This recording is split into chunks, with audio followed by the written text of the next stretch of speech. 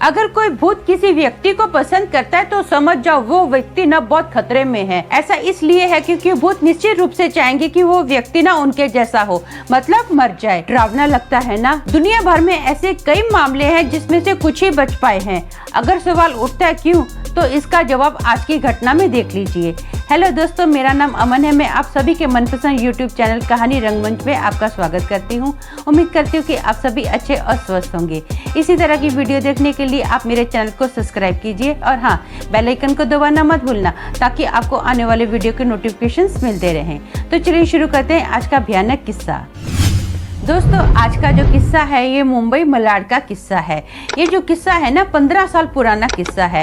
यहाँ पर ना एक पुनीत नाम का लड़का रहता था। जो पुनीत था ना वो हिंदी फिल्म इंडस्ट्री में स्ट्रगलर के तौर पर काम करता था। वो एक रेंट के घर पर रहता था। उस टाइम पर जो हाईवे का रास्ता था ना गोरेगांव से मलाड के बीच में, वो ज्यादा अच्छा नहीं था। बहुत बड़े बड़े पहाड़ थे। पहाड़ों के जो पत्थर थे ना वो कई बार क्या थे, सड़क के बीचों बीच आ जाते थे। बारिश के टाइम पे तो बाप रे बाप इतने एक्सीडेंट होते थे ना, क्योंकि जो पहाड़ों की मिट्टी थी वो सड़क पे आ जाती थी, पहाड़ों के जो पत्थर थे वो भी सड़क पर आ जाते थे, तो बहुत ज्यादा लोगों के एक्सीडेंट होते थे।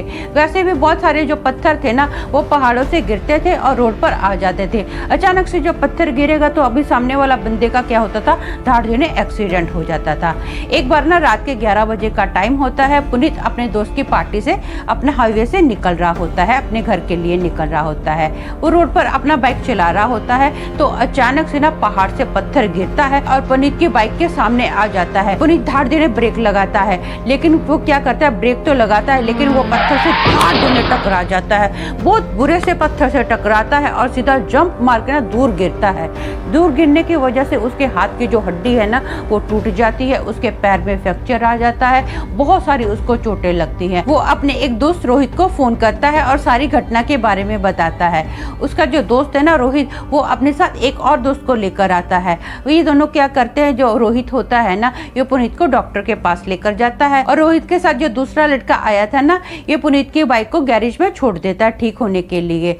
अब जो रोहित होता है डॉक्टर के पास लेकर जाता है। जो भी दवाइयां वगैरह होती है सब दवाइयां वगैरह ये लोग करते हैं, अपना पट्टियां वगैरह करवाते हैं। पुनीत और रोहित दोनों घर पर आते हैं। रोहित उसको दवाइयां वगैरह देता है और बोलता है भाई तू आराम कर ले। तो पुनीत बोलता है ठीक है, ऐसा करता हूँ, मैं दवाई खा के सो जाता हूँ, बहुत अंधेरा हो गया है, तू अपने घर पर चला जा।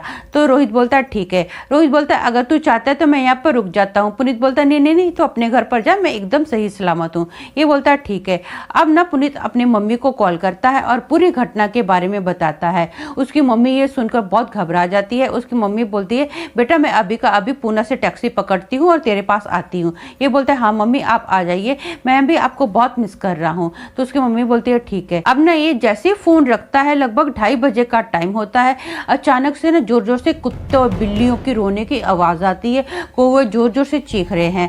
अब आपको तो पता है कि कुत्तों का जो रोना होता है यहाँ पर कितना अपशगुन माना जाता है।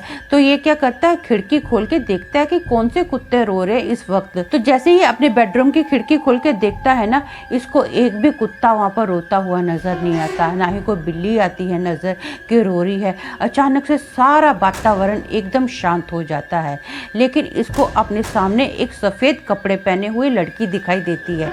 वो जो लड़की, उसके लंबे लंबे काले बाल हैं, मस्त वो लड़की पतली है, स्लिम ट्रिम है और इसको ना बहुत ही प्यार से स्माइल देती है और ऐसा अपनी ओर बुलाती है। इसको बड़ा अजीब लगता है कि इस वक्त रात के 2:30 बजे कोई लड़की मुझे क्यों नीचे बुला रही है। ये क्या करता है, अपने बेडरूम की जो खिड़की है ना धाड़ देने बंद कर देता है।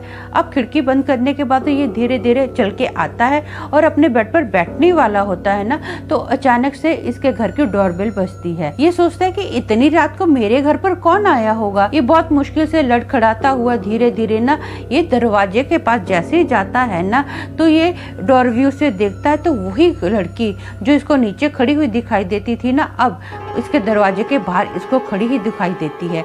ये सोचता है कि मैं उस लड़की को पूछता हूँ कि भाई तू कौन है, तेरे को क्या चाहिए। तो जैसे ही ये दरवाजा खोलता है ना, तो वो लड़की इसकी आंखों के सामने से गायब हो जाती है। ये एकदम से घबरा जाता है, इसको समझ में नहीं आएगा ये क्या हो गया।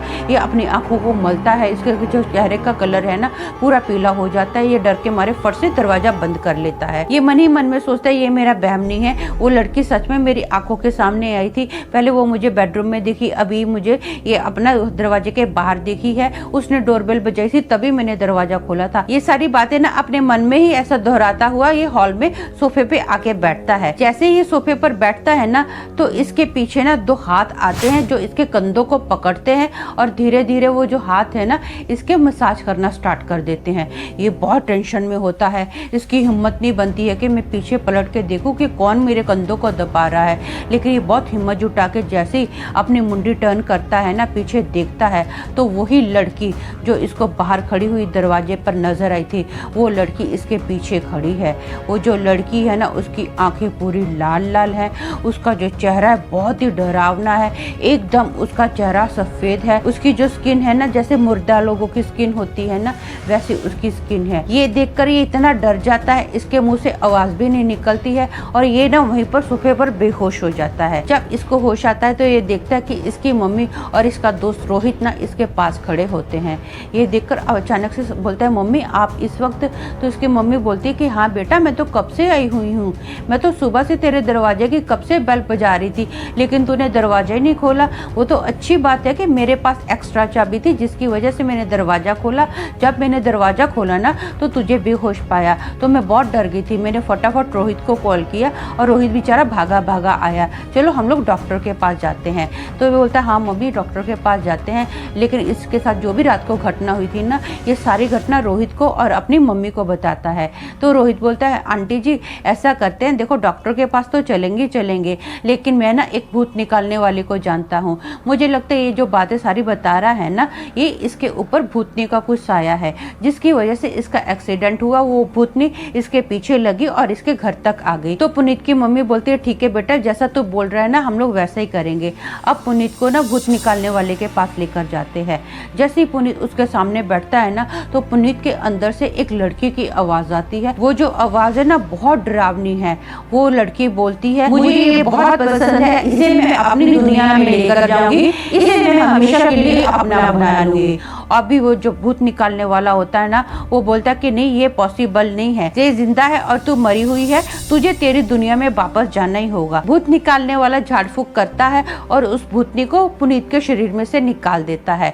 फाइनली जो पुनीत है ठीक हो जाता है। लेकिन आज भी पुनीत उस रास्ते से जाने से बहुत घबराता है। रात के वक्त तो वो उस रास्ते से निकलता ही नहीं है। तो दोस्तों मेरा मानना ये है कि पुनीत जैसा हर कोई लकी इंसान नहीं होता है जिसकी जिंदगी बच जाती है। ये तो पुनीत ने बहुत अच्छा किया कि उसने अपनी मम्मी और दोस्त को बता दिया और सही टाइम पर उसको एक बंदा मिला जो उसके अंदर से भूत निकाल पाया। तो हमको हमारी शर्मिंदगी पर लज्जित नहीं होना चाहिए, बल्कि हमें अपनों को बताना चाहिए ताकि जो हमारी परवाह करते हैं वो हमारा सही से इलाज करवा पाए। तो आज के लिए बस इतना ही। कल फिर मिलूंगी और एक भयानक किस्से के साथ। तब तक के लिए शालोम, शांति और सलाम।